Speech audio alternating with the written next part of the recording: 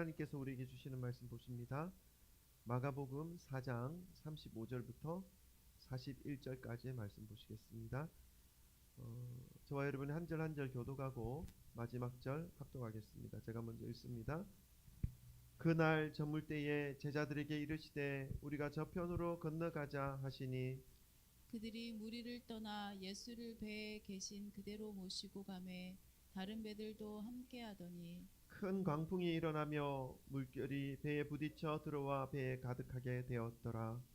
예수께서는 그물에서 베개를 베고 주무시더니 제자들이 깨우며 이르되 선생님이여 우리가 죽게 된 것을 돌보지 아니하시나이까 하니 예수께서 깨어 바람을 꾸짖으시며 바다들어 이르시되 잠잠하라 고요하라 하시니 바람이 그치고 아주 잔잔하여 지더라. 이에 제자들에게 이르시되 어찌하여 이렇게 무서워하느냐 너희가 어찌 믿음이 없느냐 다 하시니 같이 읽습니다. 그들이 심히 두려워하여 서로 말하되 그가 누구이기에 바람과 바다도 순종하는가 하였더라. 아멘. 할렐루야.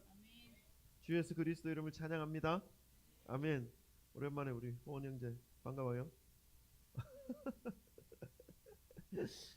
지난 한 주간도 어김없이 우리 빠르게 흘러갔던 것을 느낍니다. 그리고 또다시 맞은 이 주일에 하나님께 예배를 드릴 수 있게 된 것에 대하여 여러 가지 많은 어떤 환경과 정세를 통해서 볼 때에 참 감사가 되고 기쁨이 된다라는 것을 느끼고 있습니다. 지난주를 우리 되돌아보면 여러 가지 많은 일들이 있었죠.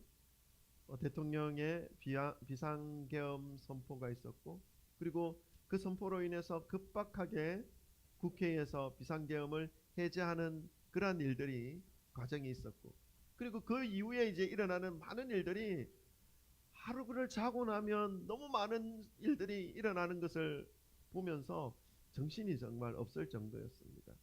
근데 그것보다도 지난주에 있었던 일들 되돌아보면 제 머릿속에 남겨져 있는 일들이 몇 가지 있습니다. 뭐 정세나 이것보다도 우리 교회에 관련된 것. 화요일 저녁에 이제 교회로 들어오는 길목에 석화가든이라는 식당이 있습니다.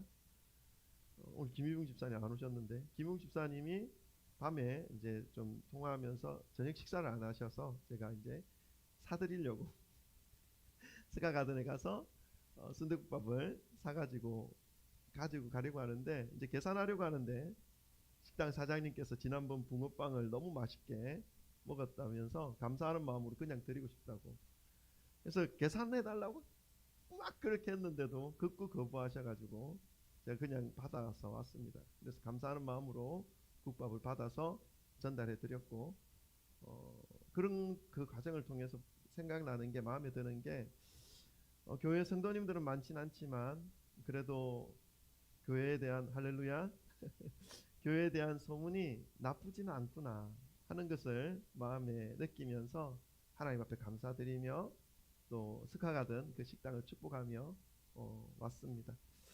또 하나의 일은 우리 금요일마다 이제 붕어빵 전도를 하는데 한 분의 할머니께서 여기까지 찾아오셨어요. 교회까지. 그래서 붕어빵도 드시고 손자 손녀들에게 주고 싶다고 2봉지를 가지고 가셨는데 어떻게 알고 이곳까지 오셨습니까? 제가 물어봤더니 한 몇 주 전에 우리가 또 경로당에 붕어빵을 전달했거든요. 이 경로당에서 이 동네에 붕어빵 굽는 목사가 있다고 하는 소식을 듣고 붕어빵이 맛있다는 소리를 듣고 찾아오셨다고 합니다. 어쨌든 뭐 어떤 모양으로든 이렇게 찾아오시는 분이 계시니까 너무 감사한 마음이었습니다. 그래서 그 할머니께서 아니 이것도 돈 드는 일인데 그냥 주면 어떡하냐고 왜 이런 일을 하냐고 이렇게 물어보시더라고요. 그래서 제가 다른 거 아니고 요즘 교회에 대하여 사람들이 너무 안 좋은 시선으로 바라보기도 하고 안 좋은 말들이 너무 많이 났는데 교회가 그런 곳이 아니라는 것을 조금이라도 알리고 싶은 마음에 이렇게 한다라고 전했습니다. 이런 일들을 겪으면서 제 마음속에 드는 생각 그것은 한 가지입니다. 복음은 생명이다. 복음 외에는 우리를 천국으로 이끌어갈 그 어떤 수단도 없다. 그래서 이 교회라는 공간을 통해서 좋은 곳임을 알리고 싶고 복음을 전하고 싶은 그러한 마음 한 가지밖에 없다라는 사실을 다시금 되새기는 그런 한 주간이었습니다. 이곳에 계신 우리 성도님들 마음도 역시 동일하리라 믿습니다. 오늘은 복음에 대한 마음과 사랑을 담아서 또다시 우리 인사 나누고 말씀을 받도록 하겠습니다. 돌아보시면서 우리 인사합시다. 사랑합니다. 축복합니다. 잘 오셨습니다. 할렐루야. 아멘. 아멘. 찾아가셔요? 뭐 어정쩡해요. 네네네. 성탄절이 점점 다가오고 있습니다. 오늘은 성탄절을 약 10일 앞두고 있죠.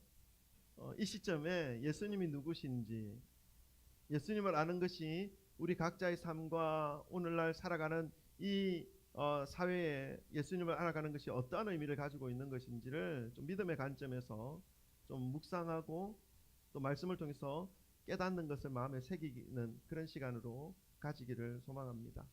이 시간 하나님의 은혜와 성령님의 깨닫게 하시는 계시가 선포되는 말씀을 통해서 우리 모든 성도님들의 심령에 가득 채워지시기를 간절히 기도하고 또 소망하는 마음으로 말씀을 전합니다.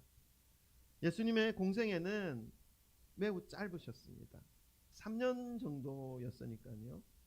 그런데 메시아로서의 예수님의 가르침은 아주 강렬했습니다. 그리고 많은 사람들에게 전달되었습니다. 가르침만 그렇게 강렬했을 뿐만 아니라 실제로 예수님의 그 삶을 보면 메시아로서의 표적과 기적과 이적을 보여주시는 것으로 인해서 많은 사람들이 예수님을 메시아로 깨닫기 시작했고 인식하기 시작했고 그리고 예수님을 따르기 시작했습니다. 그래서 예수님은 하루의 모든 과정을 말씀을 전하시는 것, 천국의 메시지를 선포하시는 것, 그리고 약한 자를 고치시고 다시 이렇게 세우셔서 믿음의 길로 갈 수 있도록 힘을 북돋아 주시는 그러한 사역을 하시는 데에 온 힘을 다 쏟으셨습니다. 무척 바쁜 일정을 보내셨다는 것이죠. 성경 말씀을 보면 예수님이 얼마나 바쁘셨는지를 우리가 좀 볼 수가 있습니다. 오늘 본문 말씀도 그 예수님이 얼마나 바쁘셨는지에 대해서도 잠깐 기록하고 있습니다. 우리 말씀을 한번 볼까요?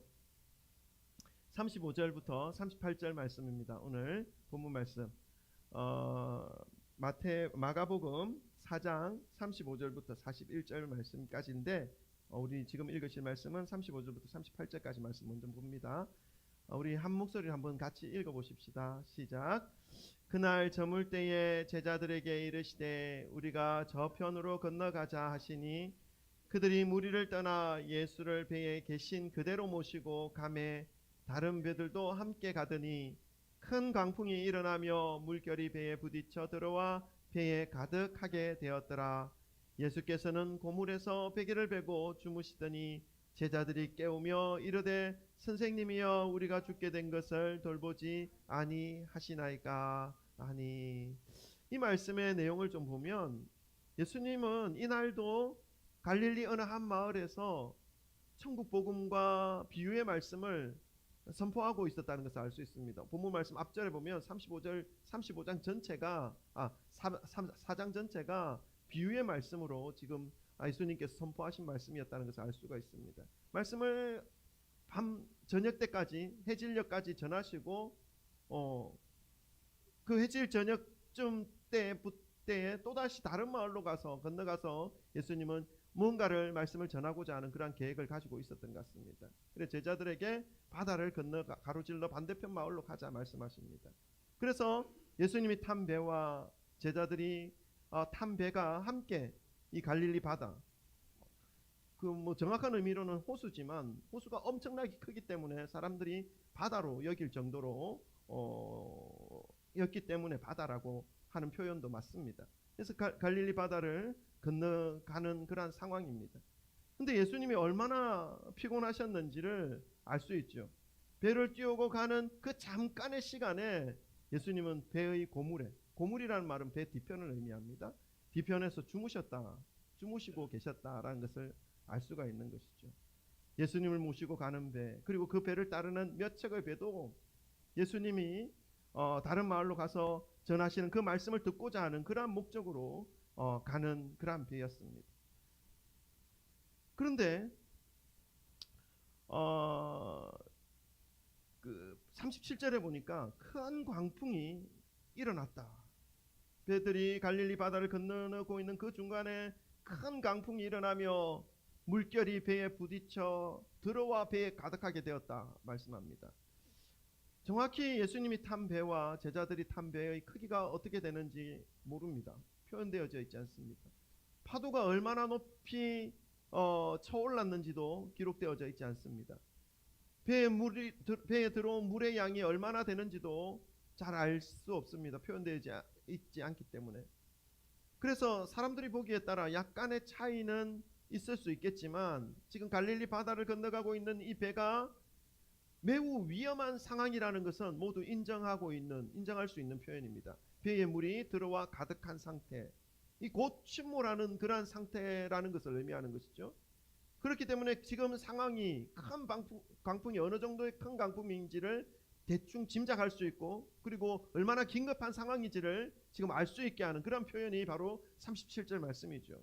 예수님이 함께 가시는 그 배에 큰 강풍이 불어서 이제 배가 뒤집힐 정도의 그런 상황 속에 놓여져 있었던 것입니다. 그런데도 예수님이 얼마나 피곤하셨는지 배 뒤에서 주무시고 계셨다라고 말씀은 표현합니다. 이런 긴급한 상황, 이런 급박한 상황, 이런 혼란의 상황 속에서도 예수님은 곤히 주무시고 계셨습니다. 근데 그 예수님, 주무시고 계신 예수님의 모습을 보면서 제자들이 마음이 어땠을까요? 제자들이 좀 답답하고 좀 예수님께서 좀 도와주시면 좋겠는데 이런 마음이 들지 않았겠습니까? 그래서 예수님께 뭐라고 말합니까? 주무시고 계신 예수님을 흔들어 깨우며, 예수 선생님, 우리가 지금 죽게 된 것을 왜 돌보지 않습니까? 묻습니다. 여러분, 제자들의 이러한 마음이 공감이 너무나 잘 되지 않습니까? 저만 공감이 됩니까? 별로 공감이 안 됩니까? 아멘. 네. 흔히들 믿음의 사람들의 삶, 교회 공동체의 어떤 나아가는 그러한 모양, 그리고 믿는 사람들이 함께 형성하고 있는 그러한 공동체를 항해하는 배에 비유하는 경우가 많습니다. 여러분의 인생이 먼 길을 항해하고 있는 배라고 생각해 보신 적은 없습니까? 우리가 섬기고 있는 이 교회를 세상이라고 하는 이 바다를 거슬러 소망의 항구로 향하고 있는 배라고 생각해 보신 적이 없습니까? 저는 매일매일 생각합니다. 찬송도 있지 않습니까? 나 두려움 없네, 두려움 없도다. 이 찬양 속에 우리의 선장 되신 분이 예수님이 함께 하시기 때문에 두려움 없다라고 고백하는 그런 찬송이지 않습니까? 이것처럼 우리가 가는 이 인생길, 우리의 교회가 가는 이 모습, 세상과의 그 망망대해를 거쳐서 하나님이 기뻐하시는 그 소망의 항구로 가고 있는 배라고 봐도 무방할 것입니다. 우리의 인생이나 교회나 모두 소망의 항구, 목적지가 있다는 것이죠. 종착지가 있다는 것입니다. 어디입니까? 그게 바로 천국이죠. 천국이라는 목적지를 향해서, 소망의 항구를 향해서 우리는 이 세상이라는 망망대해를 거쳐서 지금 가고 있는 중입니다. 근데 그 망망대해를 거치는 과정 속에 어떤 위험과 어떤 어려움과 어떤 불안의 요소가 불어닥칠지 알지 못한 채로 가고 있는 것이죠. 그러나 그러한 것들이 일어난다 하더라도 우리의 이 소망의 항구를 향한 이 항해는 멈춰지지 않아야 합니다. 멈춰질 수 없는 것이죠. 묵묵히 그 목적지를 향하여, 종착역을 향하여, 천국을 향하여 가야 하는 그러한 항해를 지금 우리가 하고 있다는 사실입니다. 그런데 오늘 예수님이 탄 이 배와 그 배와 함께 갈릴리 바다를 건너고 있는 배 몇 척에게 불어닥친 이 큰 강풍 같은 엄청난 위기와 험난한 고통과 맞닥뜨려지는 그러한 경우가 분명히 있습니다. 우리의 삶 가운데도. 배와 같이 우리의 인생이 침몰되는 것 같이 느껴지는 이 두려움과 위기, 내가 속한 이 사회와 공동체가 침몰 직전에 몰려있는 이러한 상황의 위기, 이러한 위기가 오늘 제자들이 맞이한 위기 속에서 느껴지는 두려움과 고통과 공포입니다. 다시 말씀을 드리면 조금 복잡한데, 지금 제자들이 느끼고 있는 두려움과 공포와 그 위기의 그 마음이 우리가 살아가는 이 항해 속에도 느껴질 수 있고 맞닥뜨려질 수 있다는 사실을 말씀을 드리는 것이죠. 이런 위기 속에서 제자들은 예수님께 말씀합니다. 뭐라고 말합니까? 예수님, 우리가 지금 죽게 된 것을 돌보지 않습니까? 왜? 이렇게 점잖게 말씀을 드린 게 아니라 예수님, 아주 긴급하게 말을 했을 것입니다. 왜요? 예수님 주무시고 계셨기 때문에. 듣기에 따라서는 긴급한 그런 말일 수도 있고, 듣기에 따라서는 예수님께 아주 깊은 원망과 두려움으로 그 마음을 표출하고 있는 그런 말로 들릴 수도 있었을 것입니다. 저는 이런 제자들의 이 마음이 너무 잘 공감이 됩니다.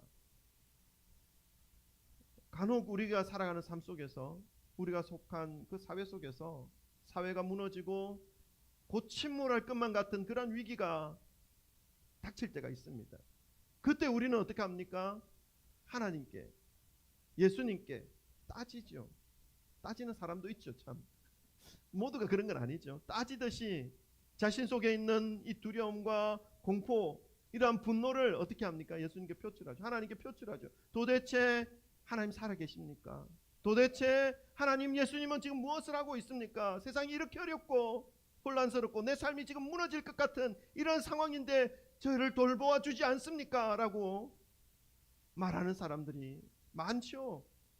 저도 그렇게 말하고 싶은 때가 많이 있습니다. 그래서 공감이 너무나 잘 된다는 것이죠.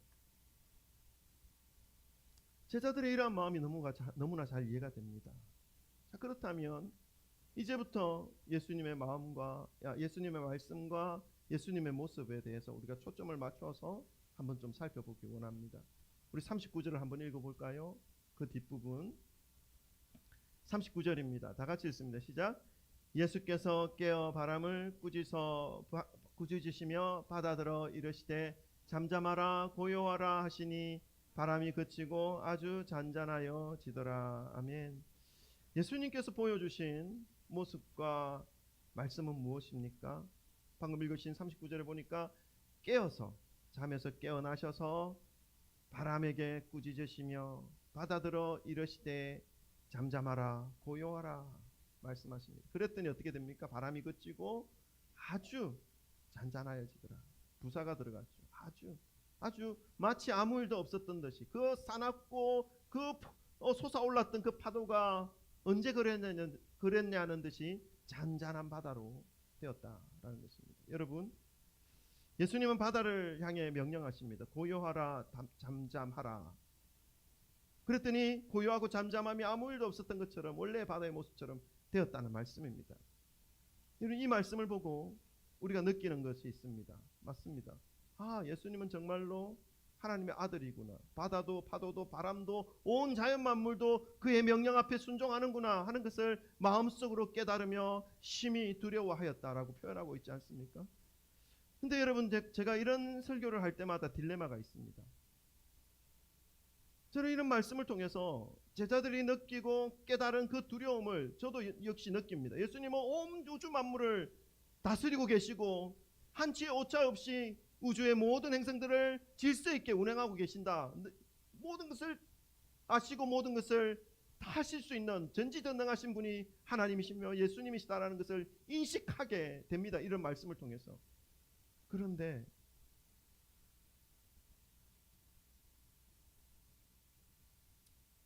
우리가 일어나는 일상적인 사건들 속에서 정말 예수님은 전지전능하신 분인가? 하나님은 전지전능하신 분인가? 모든 것을 알고 계시고 모든 것을 지키시고 보호하시는 분이신가? 라고 하는 이러한 질문에 대해서 대답을 제대로 해드리지 못하는 저희 한계를 느낍니다. 예를 들면 세월호 사건이 있죠. 그 사건을 보면서 그 속에서 하나님께서 오늘 제자들과 같이 그러한 간구하는 기도를 통해서 제자들을 그 높은 파도에서 지키셨던 것처럼 그 빠져가는 세월호 안에 믿음의 사람들의 그 간구와 부르짖음 소리가 분명히 있었을 텐데 세월호는 결국 바닷속으로 빠져들어갔어요. 너무 많죠, 그런 일들이. 지금도 젊은 분들 중에는 질병으로 고통받고 있는 분들이 많습니다. 그들은 자신들의 육신을 위하여 육신의 회복을 위해서 기도하고 간구하지만 그럼에도 불구하고 그 질병으로 인해서 생을 마감하는 일들도 참으로 많이 있습니다. 이런 것들을 보면서 하나님 전능하신 분 맞습니까? 목사님, 질문하는 분들의 입장에서 제가 만족할 만한 해답을 드리지 못한다는 것이 무척 안타깝습니다. 이러한 일들을 통해서 어떤 이들에게는 믿음이 흔들리는 상황이 발생되기도 합니다. 하나님 안 계신 것 같아요 하고 믿음을 떠나가는 사람들도 많이 보았습니다. 그런데 여러분, 이럴 때 우리 신앙을 바르게 세워야 합니다. 만족이 될지 모르겠지만 이러한 상황 속에서 저에게 주신 하나님의 말씀은 그 다음 말씀에 나옵니다. 40절과 41절 말씀입니다. 제가 읽을게요. 따라오십시오. 이에 제자들에게 이르시되 어찌하여 이렇게 무서워하느냐? 너희가 어찌 믿음이 없느냐 하시니 그들이 심히 두려워하여 서로 말하되 그가 누구이기에 바람과 바다도 순종하는가 하였더라. 제자들에게 예수님께서 말씀하십니다. 어찌하여 무서워하느냐? 너희가 어찌 믿음이 없느냐? 이 말씀 하나로 수많은 사람들이 한꺼번에 죽어갔던 사건들, 아직 인생이 창창한데 일찍 질병으로 고통받고 있는 분들에게 그 마음이 깔끔하게 믿음이 정리되지 않을 것이라는 생각이 더 큽니다. 그러나 이 말씀을 통해서 우리가 보아야 할 믿음의 실체가 있다는 것입니다. 그것은 믿음에는 방향이 있다는 것입니다. 이 믿음의 방향을 정하는 것이 우리 주변에서 일어났던 우리의 믿음을 흔들 만한 많은 일들에 대하여 극복할 수 있는 방법과 힘이 주어진다는 것을 알 수가 있습니다. 예수님이 지금 말씀하십니다. 뭐라고 말씀합니까? 어찌하여 두려워하느냐?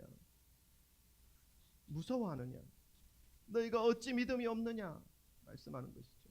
여러분, 이 말씀에 대해서 우리가 믿음을 다시 생각한다면 믿음은 방향성이 있다는 것입니다. 방향성이 있다는 것은 믿음의 출발점이 있고 과정이 있고 목적지가 있다는 것입니다.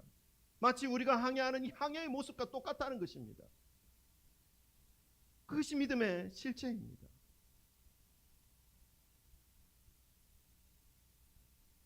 믿음에 대하여 예수님은 선포하신 이후에 그 다음 우리가 취하여야 할 것은 이 말씀을 이제 우리 각 개인이 어떻게 받아들이냐 하는 그러한 문제에 봉착하게 되는 것이죠. 예수님의 말씀을 통해서 믿음의 방향이 있다라고 말씀을 드렸는데, 예수님은 배가 침몰할 상황 속에 있는 제자들에게 믿음이 없다, 그 믿음이 실체가 없다라고 말씀합니다. 그래서 두려움이 몰려온 것이라는 의미로 설명하고 있죠. 여러분, 그렇다는 말은 믿음이 있다면 이 두려움을 이길 수 있다라는 말씀과 같습니다. 의미가 통합니다. 인생이라는 항해를 하는 동안 그 항해의 목적지가 어디인지를 우리는 아는 것이 믿음입니다. 그 목적지가 어디입니까? 천국입니다. 우리는 이 믿음의 출발과 과정과 목적지를 지금 알고 이 바다와 같은 이 땅의 시간을 항해하며 지금 나아가고 있는 것이죠. 그런데 그 항해의 도구가 믿음이라는 것입니다. 왜 믿음이 없느냐? 믿음이 없으면 두려워한다는 것입니다. 이 항해가 두렵다는 것입니다. 어떤 일이 벌어지면 곧 실망하고 실족하고 두려움에 휩싸여 버린다는 것입니다. 그러나 이 항해의 출발점, 과정, 목적지가 있는 그 믿음의 실체에 대한 것을 알고 간다면 그 바람이 불어오더라도, 그 환경이 놓여진다 하더라도 그 두려움을 믿음으로 이겨낼 수 있다라고 예수님 말씀하고 있는 것이죠.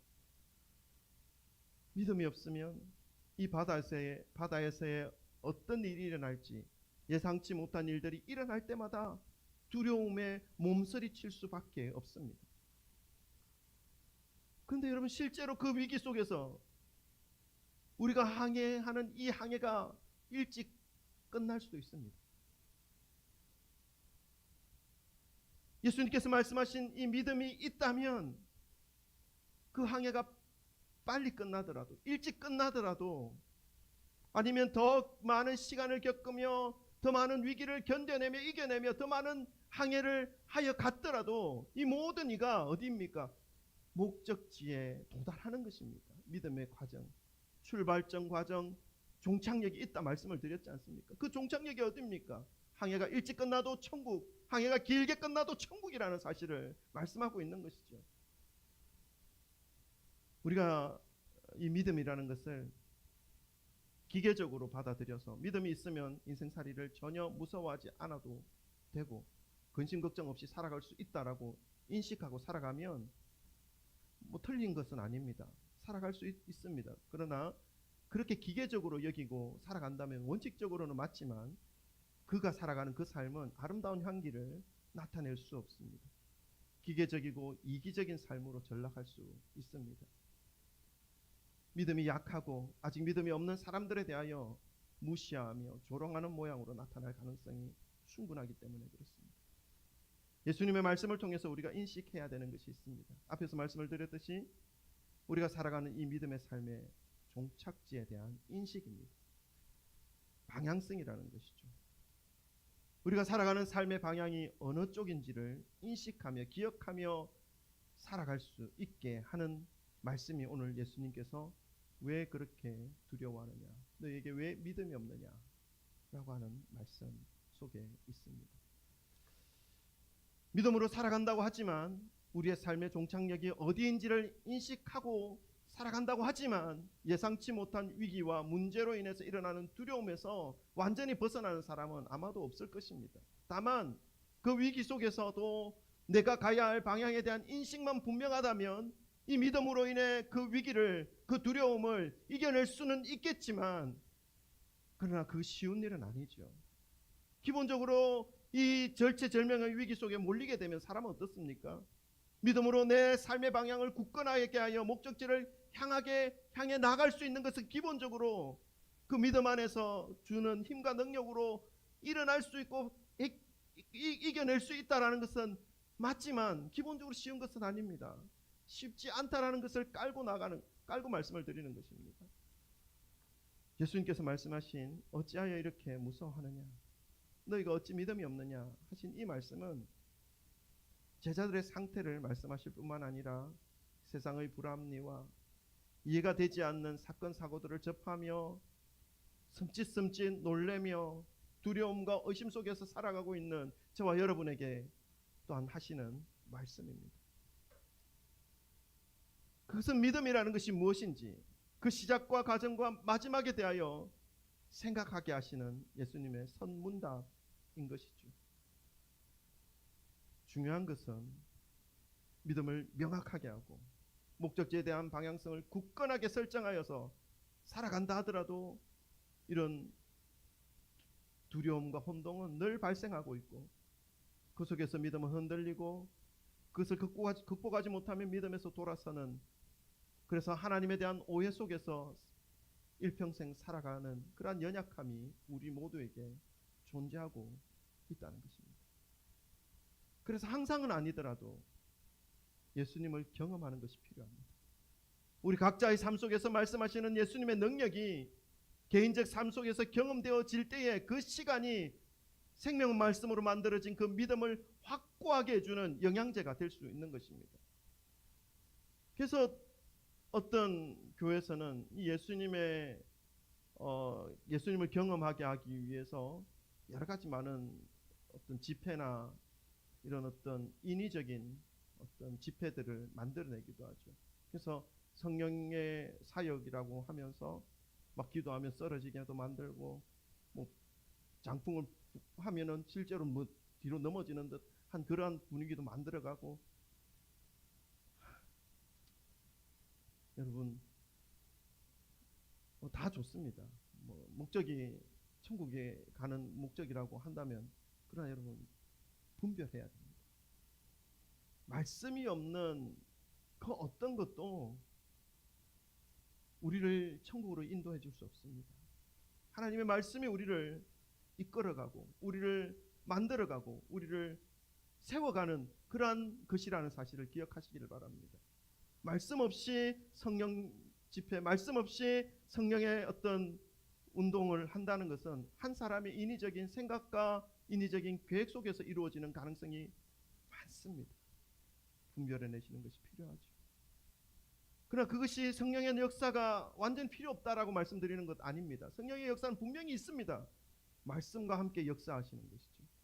그러한 경험들이 분명히 있어야 된다는 것입니다. 그러한 경험이 있을 때에 우리의 믿음은 말씀 속에서 이루어진 이 믿음을 더욱더 확고하게 세워준다라는 것을 말씀을 드리는 것입니다. 그러한 성령의 경험이 인생 항해 속에서 일어나는 어떤 긴급한 상황 속에서도 믿음의 방향성을 잃어버리지 않게 만들어주는 귀한 영양제가 될 수 있습니다.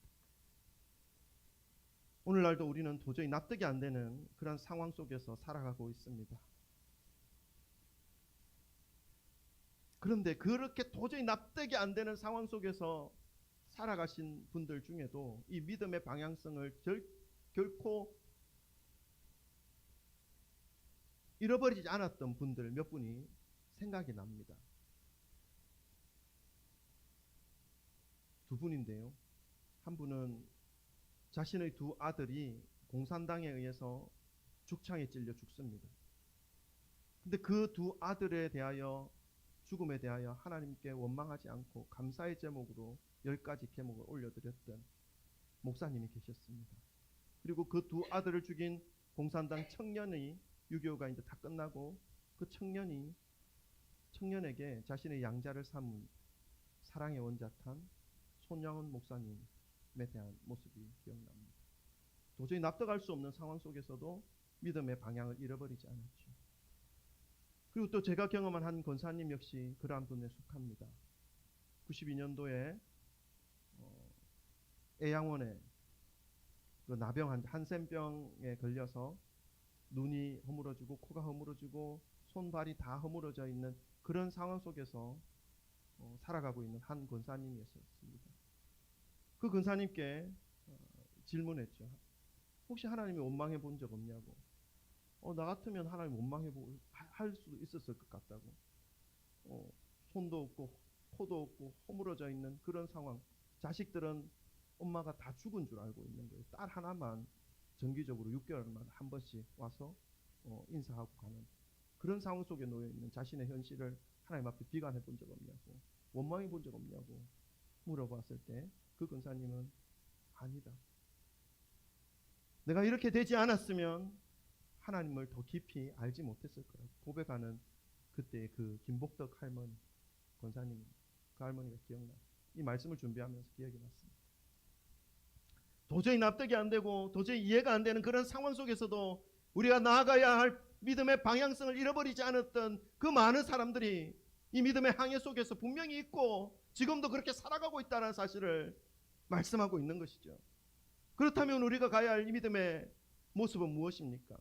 오늘 예수님께서 말씀하신 왜 그렇게 두려워하느냐, 왜 그렇게 믿음이 없느냐라고 하시는 이 말씀은 이 항해 속에서 필요한 것이 믿음이다라는 사실을 가르쳐주고 있는 것입니다. 믿음에는 출발점이 있고 과정이 있고 방향성이 있다는 것입니다. 그 방향성은 이 땅이 아무리 좋아도 우리가 가야 할 그 방향은 천국이라는 사실을 다시금 인식하고 가는 것이라는 것이죠.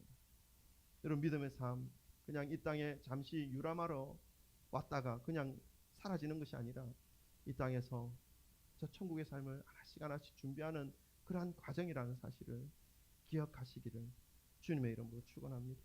그래서 도저히 납득이 안 되고 도저히 이해가 안 되고 예수님과 함께 가는 이 배가 왜 폭풍을 만나야 되고 왜 바람이 이렇게 몰아쳐야 되고 왜 뒤집힐 위기 가운데 몰려야 하는지 이해가 안 되는 상황이라 할지라도 믿음의 방향성을 놓고 우리가 가야 할 것이 어딘지를 잃어버리지 않고 잠잠히 걸어가시기를 주님의 이름으로 축원합니다. 기도하겠습니다. 오늘 우리 이 말씀을